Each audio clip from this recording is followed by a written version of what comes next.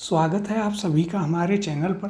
पिछली क्लास में हमने उपसर्ग अध्याय प्रारंभ किया था, जिसमें हमने चर्चा करी थी कि उपसर्ग क्या होते हैं। तो उपसर्ग वे शब्दांश होते हैं जो मूल शब्द या प्रत्यय से पहले जुड़कर एक नए शब्द का निर्माण करते हैं। फिर हमने उपसर्गों के प्रकार की चर्चा करी थी, जो कि हमने 4 प्रकार देखे थे: संस्कृत के उपसर्ग, संस्कृत के अव्यय, हिंदी के उपसर्ग और विदेशी भाषाओं के उपसर्ग। इसके बाद हमने चर्चा करी थी अरबी फारसी भाषा के उपसर्गों की, जिसमें हमने काफ़ी उपसर्ग वहाँ पर अरबी फारसी भाषा के देखे थे और उनके उदाहरण भी देखे थे। जैसे कि अल था, जिसमें अलविदा, अलमस्त, अलबेला, अलकायदा। फिर एन था, जिसमें एन वक्त, एन जगह, एन आदमी। इसी प्रकार से बे, नेक, बद, बिला, वे सभी हमने अरबी फारसी भाषा के उपसर्ग वहाँ पर देखे थे। आज की इस क्लास में हम चर्चा करेंगे उससे आगे, जिसमें हम मुख्यतः अपनी चर्चा को प्रारंभ करते हैं उपसर्गों के तुलनात्मक अध्ययन के साथ में। तो आइए इसे देखते हैं। तो यहाँ पर है आपके कुछ उपसर्गों का तुलनात्मक अध्ययन, जिसमें पहला हम लेंगे परा। तो देखिए, इसमें एक आपका परा है जो कि संस्कृत का उपसर्ग है। फिर आपका पर है जो कि दिखाता परा है, लेकिन उसमें उपसर्ग आपका पर होता है। यह आपकी संस्कृत का अव्यय है। और एक और पर है जो कि हिंदी का उपसर्ग है। अब इनकी एक एक करके हम चर्चा करते हैं और इनके तुलनात्मक अध्ययन को समझते हैं। तो देखिए, पहले है परा। यह संस्कृत का उपसर्ग है और यदि आप चर्चा करें इसका अर्थ, तो इसका अर्थ होता है उल्टा, विपरीत या पीछे। अब इससे कौन कौन से शब्द बनते हैं, तो देखिए यहाँ पर आपके पास उदाहरण है: परामर्श, पराकाष्ठा, पराजय, पराजित, पराभव, पराभूत और पराक्रम। यह जो तुलनात्मक अध्ययन है, यह आपकी काफ़ी मदद करेगा जब आपके पास इस प्रकार का प्रश्न आता है कि निम्नलिखित में से किस शब्द में परा उपसर्ग है या फिर किस शब्द में परा उपसर्ग नहीं है। तो वहाँ पर पहचान करने में यह तुलनात्मक अध्ययन आपको काफ़ी मदद करेगा। अब देखिए, अगला है पर, जो कि आपके संस्कृत का अव्यय है और इसका अर्थ भी दूसरा होता है। तो यह आपको याद रखना है, जब आपसे पूछा जाए निम्नलिखित में से कौन से में परा या पर उपसर्ग नहीं है, तो ये शब्द आपके उसमें आते हैं। उदाहरण देखते हैं। तो देखिए, पराधीन, पराश्रित, पराश्रय, परायण, परार्थ, परार्ध, परास्त और परोपकार। इसी प्रकार से परतंत्र, परजीवी, परकीय, परपुरुष। अब यदि आप इनमें देखेंगे तो देखिए, आपको यहाँ पर पता चलेगा कि यह दिखा परा रहा है। यहाँ पर इसमें आपको परा दिखा रहा है, लेकिन आपके उपसर्ग है यहाँ पर। कैसे? तो देखिए, पराधीन, यहाँ पर परा दिखा रहा है, लेकिन यह बना है आपके किससे? तो यह बना है आपके पर प्लस अधीन से। तो यहाँ पर आप देख सकते हैं इसमें पर है, ना कि परा। इसी प्रकार से पराश्रित में पर प्लस आश्रित, पराश्रय में पर प्लस आश्रय, परायण में पर प्लस अयन, जो कि हम संधि अध्याय में भी इस पर चर्चा कर चुके हैं। तो यहाँ से यह आपको समझ में आया होगा किस प्रकार से यह परा दिखा रहा है, लेकिन यहाँ पर है। और इसी क्रम में अगला आपका पर, जो कि हिंदी का उपसर्ग है, जिसका अर्थ दूसरा या पराया होता है।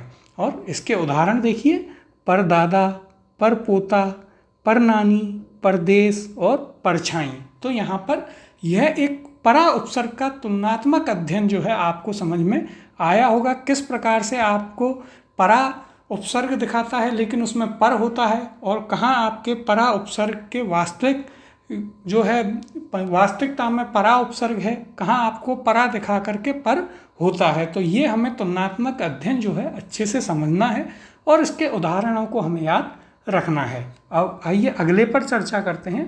तो देखिए, अगला है हमारे पास अनुपसर्ग। इसमें भी हमने 3 पर चर्चा करी है। तो देखिए, यहाँ पर अनु, अन और अन है। तो देखिए, पहला है अनु।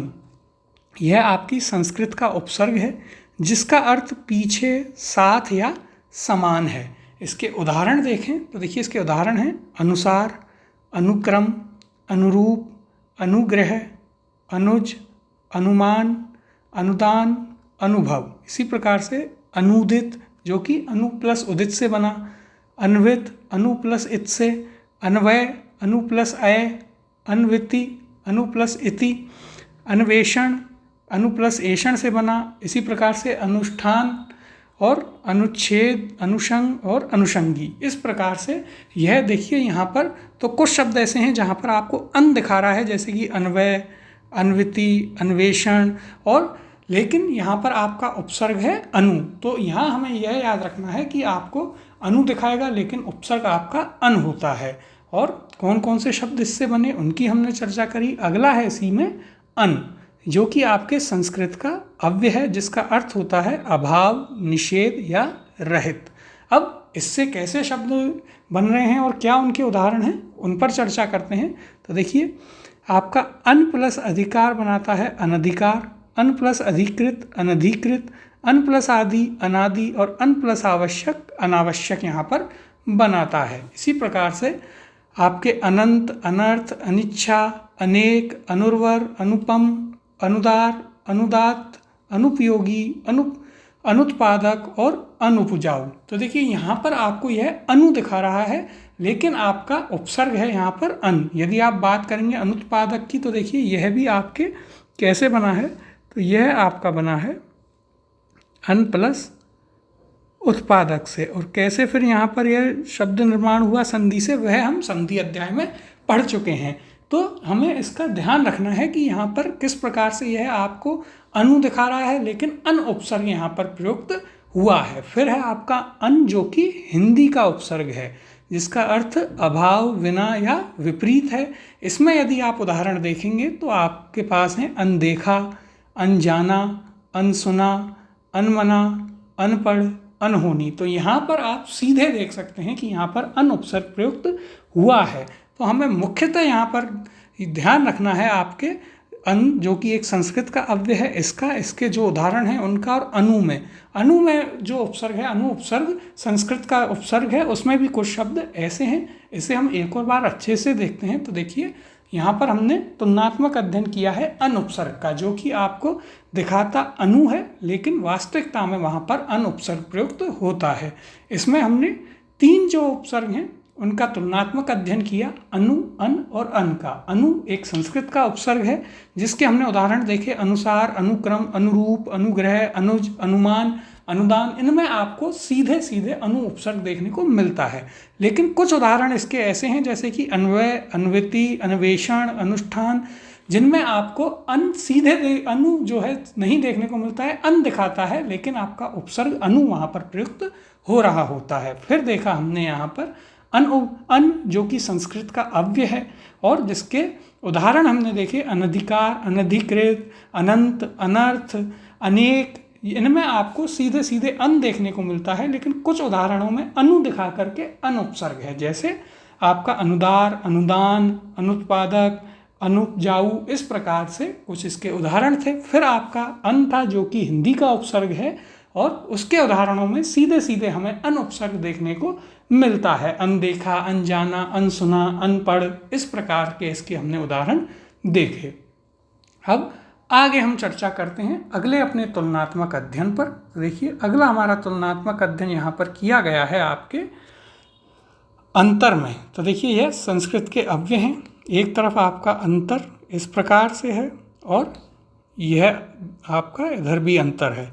जो अंतर जिसमें हलंत आ रहा है वो उसका अर्थ होता है एक के मध्य या फिर में। तो यह यहाँ पर इन दोनों का अर्थ जरूर हमें क्लियर कर लेना है, स्पष्टता है हमें याद रखना है। तो देखिए जिसमें आपका हलंत आ रहा है अंतर में वह होता है एक के ही मध्य में, और जो जहाँ हलंत नहीं आ रहा है अंतर में वह होता है किन्हीं दो के मध्य, यानी कि उन दो के बीच में।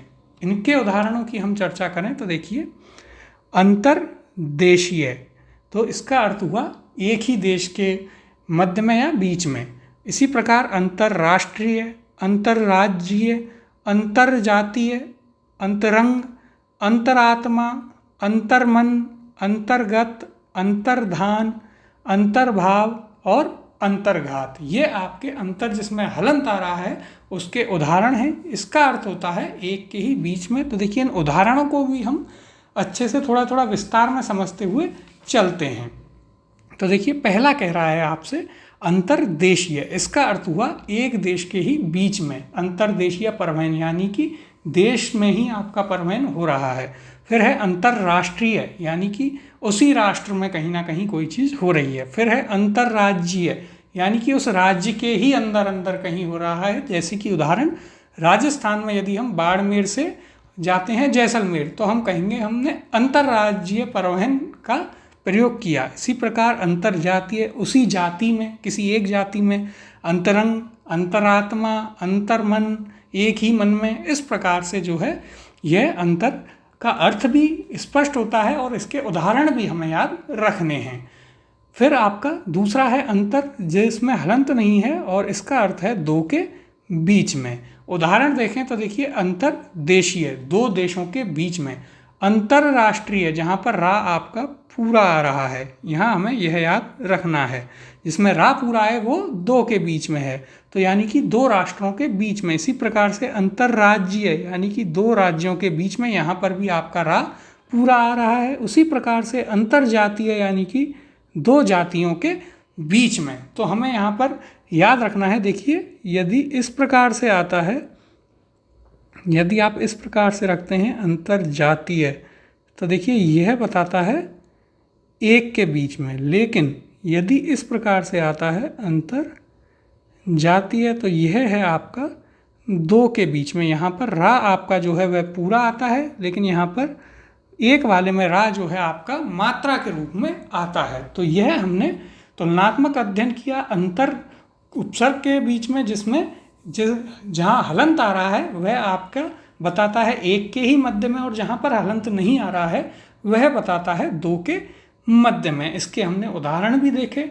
अब हम आगे चर्चा करते हैं। देखिए, तो आगे हमने तुलनात्मक अध्ययन किया है नी उपसर्ग का, जिसमें एक नी है आपके संस्कृत का उपसर्ग है, जिसका अर्थ है निश्चित, विशेष या फिर समूह है। इसके उदाहरण देखें तो देखिए, निकाय, निगम, निवास, निलय, नियंत्रण, निमंत्रण, नियोग, निरूपण, निबंध, निवेश, नियम, नियुक्त, निक्षेप, न्याय, न्यास, न्यून, निष्ठा, निष्ठुर, निष्णात, निषेध, निषिद्ध, निशंक और निषेचन।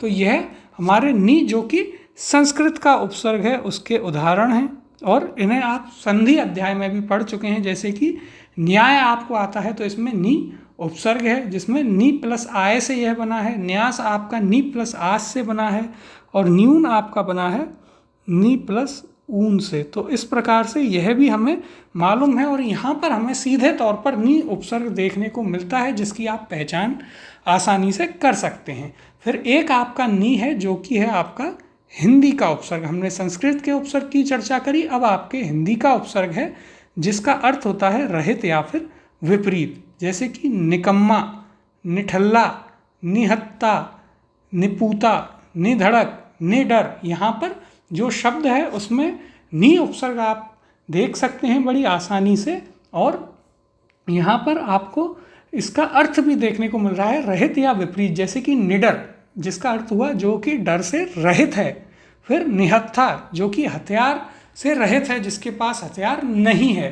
तो यह आपको यहाँ पर नी जो उपसर्ग है उसका तुलनात्मक अध्ययन देखने को मिला। एक नी आपके संस्कृत का उपसर्ग है, एक है आपके हिंदी का उपसर्ग। हिंदी वाले का अर्थ होता है आपके रहित या विपरीत, जिसके उदाहरण निकम्मा, निठल्ला, निहत्था, निडर, निपूता, निधड़क। फिर हमने देखा नी जो कि संस्कृत का उपसर्ग है, जिसका अर्थ होता है निश्चित, विशेष या फिर समूह। जैसे कि नियंत्रण, निमंत्रण, निबंध, निवेश, न्याय, न्यास, न्यून। इस प्रकार से हमने यहाँ पर चर्चा करी तुलनात्मक अध्ययन की आपके नी उपसर्ग की। अब हम आगे चर्चा करते हैं अगले तुलनात्मक अध्ययन की। तो अगला उपसर्ग है हमारे पास यहाँ पर, तो देखिए निहे, यानी कि निहे आपका यह उपसर्ग है, जिसमें एक आपको निर देखने को मिलता है और एक मिलेगा निस। इसका भी हम अब अध्ययन कर लेते हैं। निहे का अर्थ होता है रहित। चर्चा करते हैं पहले निर की। तो देखिए, जब निर के साथ में स्वर आता है तो यह आपका क्या करेंगे, यह करेंगे आपके संयोग, और संयोग से यह नए शब्दों का निर्माण करेगा। जैसे कि निर्वलम, निरपराध, निर्णय, निरीह, निराकार, निराधार, निरूपम, निरूपाय, निरामय, निर्माण। इस प्रकार से निर जो है वह स्वर के साथ आकर संयोग करता है और निर उपसर्ग इन शब्दों का निर्माण कर रहा है। फिर हम देखते हैं आपका निर व्यंजन के साथ जब आता है तो देखिए जो रा हलंत में है वह व्यंजन पर ऊपर मात्रा के रूप में चला जाता है। यह हम संधि अध्याय में भी चर्चा कर चुके हैं और शब्दों का निर्माण करता है, जैसे कि निर्जन, निर्धन, निर्गम, निर्गुण, निर्जर, निर्लज्ज, निर्झर, निर्मम और निर्मल। तो देखिए यहाँ पर हम तुलनात्मक अध्ययन कर रहे हैं निर और निस का। तो सबसे पहले हमने चर्चा करी है आपके निर उपसर्ग की। इसके हमने उदाहरण देखे हैं। तो देखिए जब यह स्वर के साथ होगा तो संयोग करता है और रे आपके सामान्य रूप से आता है स्वर की मात्रा लेके, जैसे कि निर्वलम। तो यहाँ पर आपका निर प्लस अवलंब होता है। निरपराध, तो यह आपका कैसे बना निरपराध, ये इसकी हम संधि में भी चर्चा कर चुके हैं। तो देखिए यह आपका बना है इस प्रकार से निर प्लस अपराध। और हम जानते हैं कि ए जो है वह अपनी मात्रा यहाँ पर देता है आपके रे को और शब्द बनता है निरपराध। इसी प्रकार से निर्णय, निरीह, निराकार, निराधार, निरूपम, निरूपाय, निरामय, निर्माण, यह आपके नए शब्द बनते हैं। फिर निर जब व्यंजन के साथ करेगा तो रे अपनी मात्रा व्यंजन को दे देगा और शब्द बनते हैं आपके पास निर्माण, निर्गुण, निर्जर, निर्लज्ज, निर्मल, निर्जन, निर्धन। इस प्रकार से निर उपसर्ग यहाँ पर प्रयुक्त हो रहा है। अब हम चर्चा करते हैं आपके निस उपसर्ग की। तो देखिए जब निस उपसर्ग के साथ में च, छ या फिर श आए तो वह निश में बदल जाता है संधि करते हुए। तो यह आपको यहाँ पर याद रखना है, महत्वपूर्ण है। तो देखिए निस के साथ में जब च, छ या श आते हैं तो निस आपका बदल जाता है निश में संधि करते हुए। और आपको यहाँ पर देखिए शब्द मिलेगा, जैसे कि उदाहरण है निश्चल, निश्चल, निश्चेतना, निःशुल्क, निशंक। तो देखिए यहाँ पर आपको कौन सा उपसर्ग दिखा रहा है, तो यहाँ पर उपसर्ग तो आपको दिखा रहा है निश, लेकिन उपसर्ग यहाँ पर वास्तविकता में है आपका निस। तो यह हमें यहाँ पर याद रखना है कि इसमें किस प्रकार से निस उपसर्ग है। तो उसका नियम है कि जब निस जो है आपका उसके साथ में यदि च, छ, श में से कोई आ रहा है तो निस आपका निश में बदल जाता है और आपके उपसर्ग के रूप में वहाँ पर निश दिखाई देता है, लेकिन उपसर्ग होता है आपका निस। इसी प्रकार से जब निस आपका जुड़ता है ट, ठ या श के साथ या फिर क, ख, प और फ के साथ, तो यह आपका निश में बदल जाता है। इसकी चर्चा हम संधि में भी कर आ चुके हैं उस अध्याय में भी। तो यहाँ पर आपको समझने में थोड़ी आसानी इससे जरूर होगी। तो देखिए यह किस प्रकार से काम कर रहा है। तो यहाँ उदाहरण है आपके निस प्लस ठुर से बना आपका निष्ठुर, निष्कर्ष, उसी प्रकार से निष्कर्म, निष्पात, निष्फल। तो यह इस नियम के उदाहरण हैं। यहाँ पर देखिए आपको यह उपसर्ग के रूप में दिखाता है निश, लेकिन यहाँ निश उपसर्ग ना होकर के यहाँ पर आपका उपसर्ग होगा निस। और जो प्रश्न आपसे पूछा जाएगा वह इस प्रकार से पूछा जाएगा कि निम्नलिखित में कौन सा उपसर्ग है, आपको दे दिया जाएगा निष्कर्ष इसमें कौन सा उपसर्ग है और पूछा ऑप्शन होंगे आपके पास निश, निश, निस या फिर इनमें से कोई नहीं। तो आपका यह गलत होगा, सही उत्तर आपका निस यहाँ पर होगा, क्योंकि यहाँ पर नियम काम आ रहा है निस के साथ में ट, ठ, श या फिर क, ख, प, फ जब जोड़ते हैं तो निस आपका निश में बदल जाता है। अब इसका अगला नियम देखते हैं, तो वह है जब निस आपके त, थ और स के साथ जुड़ता है तो यह निस ही बनाता है, जैसे कि निस्तेज, निस्तारण, निस्सहाय, निस्संतान। और यह शब्द इस रूप में यह इनका शुद्ध रूप है। तो हम संधि अध्याय में भी शब्द शुद्धि उसके माध्यम से करते हुए आए हैं। एक बार और यहाँ पर आपको देखने को मिल रही है शब्द शुद्धि, और यहाँ पर आप जो है बहुत ही स्पष्ट रूप से देख सकते हैं कि यह आपको निस उपसर्ग देखने को मिल रहा है। तो हमें इसमें निस जो उपसर्ग है उसमें विशेष ध्यान देना है आपके पहले दो नियमों पर, जिनमें पहला था कि निस के साथ में यदि च, छ, श आते हैं तो निस आपका निश में बदल जाता है। वहाँ आपको निश उपसर्ग दिखाएगा लेकिन होता है आपका निस। जैसे कि निश्चल, निश्चल, निःशुल्क, निशंक। फिर आपका दूसरा था कि निस के साथ में ट ठ श या फिर क ख प फ आते हैं तो निस आपका निश में बदल जाता है और शब्द आपके पास बनते हैं निष्ठुर, निष्कर्ष, निष्कर्म, निष्पाप, निष्फल। जहाँ पर आपको यह दिखाता निश उपसर्ग है लेकिन आपके पास होता है निस उपसर्ग। और तीसरा जो कि बहुत ही आसान था, निस के साथ में तय थ से, तो निस आपका निस में ही रहता है, जैसे कि निस्नात, निस्संतान, ठीक है। इस प्रकार से निस्सहाय, निस्तारण ये शब्द आपको देखने को मिलते हैं। तो देखिए हमने चर्चा करी अभी तक आपके तुलनात्मक अध्ययन की, जिसमें हमने पहले पर उपसर्ग देखा जहाँ पर आपको परा दिखाता है कई बार लेकिन होता आपका पर है। उसमें हमने एक परा देखा जो कि संस्कृत का उपसर्ग था, फिर पर संस्कृत का अव्यय और एक पर हिंदी का उपसर्ग था। फिर हमने अन उपसर्ग के ऊपर चर्चा करी जिसमें अनु होता है एक, जहाँ कई बार आपको अन दिखाता है लेकिन उपसर्ग अनु होता है। फिर आपका अन होता है एक संस्कृत का उपसर्ग और एक हिंदी का उपसर्ग, जिसमें आपको अन में कई बार अनु दिखाता है लेकिन आपका अन होता है, वह हमें ध्यान रखना है। उसके बाद हमने चर्चा करी थी अंतर में, जिसमें दो थे अंतर, जिसमें एक हलंत आता है वह आपका एक के बीच में को दिखाता है और एक अंतर जो पूरा रह आता है वह आपका दो के बीच वाले को दिखाता है। उसी प्रकार से हमने तुलनात्मक अध्ययन में आगे चर्चा करी नि उपसर्ग की, जिसमें एक संस्कृत का उपसर्ग था और एक हिंदी का उपसर्ग था।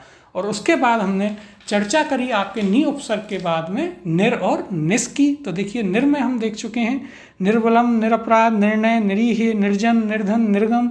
और निस के भी हमने जो है उदाहरण देखे और किस प्रकार से निस आपको निश या निश दिखाते हुए निस उपसर्ग वहाँ पर होता है, इसकी भी हमने चर्चा करी। अब हम इस चर्चा को आगे बढ़ाते हैं।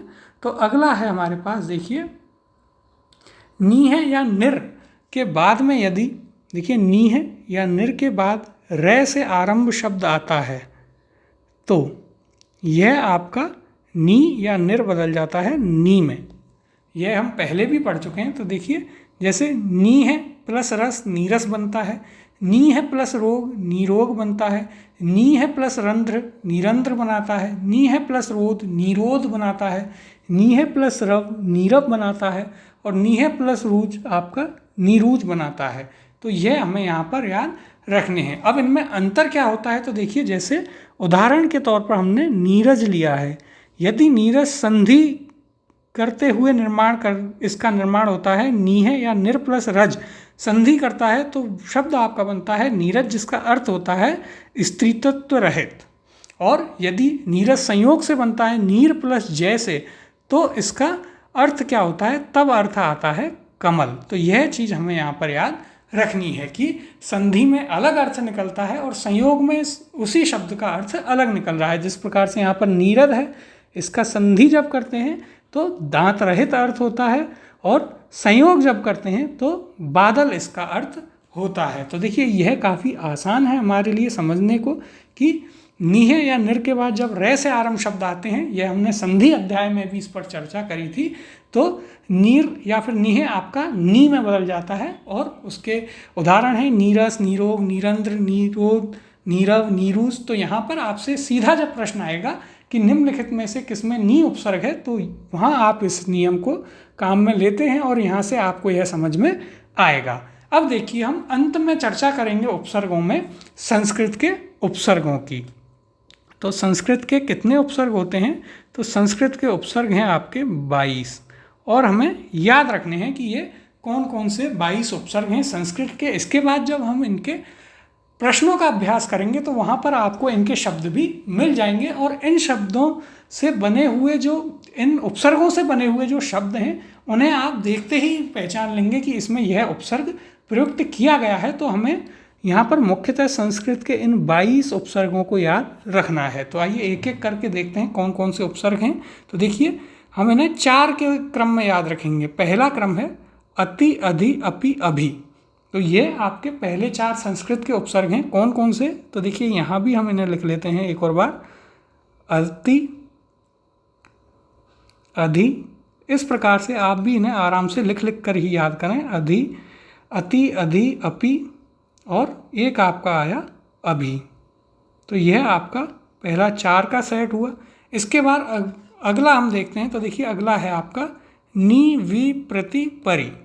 तो ये हमें याद रखना है। पहले में थे आपके अति, अधि, अपि, अभि, फिर आपके हैं नी, वी, प्रति और परि। तो ये अभी तक संस्कृत के 8 उपसर्ग हुए। इससे आगे हम चर्चा करेंगे। तो देखिए अनु, सु, प्र, परा कौन कौन से हैं। तो यहाँ पर हैं आपके पास अनु, सु, प्र और परा। तो अभी तक हमने 12 संस्कृत के उपसर्ग देखें। कौन कौन से। पहला हमारा सेट था अति, अधि, अपि, अभि का, फिर था आपका नी, वी, प्रति, परि का, फिर अनु, सु, प्र, परा का, और अब चौथा है आपके पास आ, अप, उप, अव। तो देखिए यहाँ पर चौथा है हमारे पास आ, अप के बाद आपका उप और फिर आपका अव। तो यहाँ तक आपने 16 संस्कृत के उपसर्ग जो हैं क्लियर कर लिए हैं। कौन कौन से। तो देखिए 4-4 के सेट में हमने इन्हें बांटा है। कौन कौन से हैं। अति, अधि, अपि, अभि, नी, वी, प्रति, परि, अनु, सु, प्र, परा, आ, अप, अव, अव। आप इन्हें इसी प्रकार से एक ही साथ में 4-4 के सेट में बोलने का अभ्यास करें तो ये आपको अच्छे से याद हो जाएंगे। फिर अगले की यदि हम बात करें तो अगला है आपके पास निर, निस, दुर, दुस। इनकी हमने तुलनात्मक अध्ययन भी किया है, जहाँ जो महत्वपूर्ण थे उनकी। और देखिए उसी प्रकार से निर और निस का किया, फिर दुर और दुस उसी प्रकार से। तो देखिए अगला सेट है आपके पास निर, निस, दुर और दुस का। तो यहाँ पर ये आपके 20 संस्कृत के उपसर्ग पूरे हुए और इसके बाद में 2 और बचते हैं सम, उत या उद। तो इस प्रकार से संस्कृत के हमारे पास 22 उपसर्ग यहाँ पर पूरे हो गए हैं। तो ये हमें याद रखने हैं कि संस्कृत के कौन कौन से उपसर्ग हैं। तो देखिए 4-4 के सेट में हमने पहले ने विभाजित किया है। कैसे। अति, अधि, अपि, अभि, नी, वी, प्रति, परि, अनु, सु, प्र, परा, फिर आ, अप, उप, अव, उसके बाद निर, निस, दुर, दुस, फिर आपका सम, उत या उद। इस प्रकार से हमने आपका उपसर्ग अध्याय पूरा कर लिया है, जिसमें हमने पहली जो क्लास थी उसमें चर्चा करी थी कि उपसर्ग क्या होते हैं, उपसर्गों के कितने प्रकार हैं। फिर हमने चर्चा करी अरबी फारसी भाषा के कौन कौन से उपसर्ग हैं, उनके उदाहरणों की। और आप इन सभी उदाहरणों को लिख लिख कर जितना प्रैक्टिस करेंगे, वीडियो को आप बार बार देखें, उसे रोकें और फिर आराम से लिखते हुए उन्हें आगे बढ़ें और लिख लिख कर ही इन्हें जितनी भी बार पढ़ें, लिख लिख कर के पढ़ें।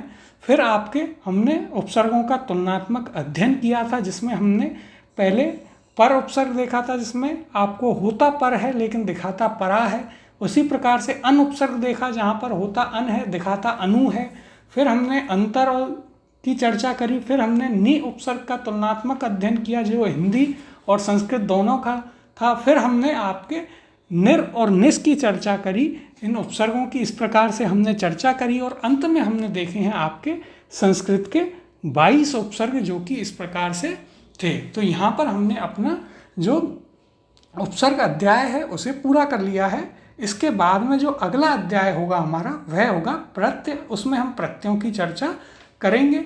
इनके जो भी प्रश्न होंगे, एक बार जैसे ही हम इन सब चीज़ों को पहले पढ़ लेते हैं, उसके बाद हम धीरे धीरे इनके प्रश्नों का अभ्यास या प्रैक्टिस जो है वह भी प्रारंभ कर देंगे। तो यहाँ पर देखिए हमारा उपसर्ग अध्याय जो है वह पूरा हो चुका है। अगली क्लास से चर्चा करेंगे आपके प्रत्यय अध्याय की। इससे पहले हमने जो हमारा पहला अध्याय था ध्वनि एवं वर्ण विचार, वह पूरा कर लिया है। उसके बाद में हमने संधि एवं संधि विच्छेद अध्याय को पूरा किया। फिर आपके उपसर्ग अध्याय को आज पूरा किया है और इसके बाद हम 2 या 3 क्लासों में ही आपके प्रत्यय अध्याय को भी पूरा कर लेंगे और इसी प्रकार से आगे बढ़ते हुए चलेंगे। तो आप हमारे चैनल के साथ जुड़े रहें और इसी प्रकार से हम पूरे हिंदी का जो सिलेबस है सब इंस्पेक्टर का, उसे भी पूरा कर लेंगे। तो ये हमारा अध्याय इसके साथ ही पूरा होता है।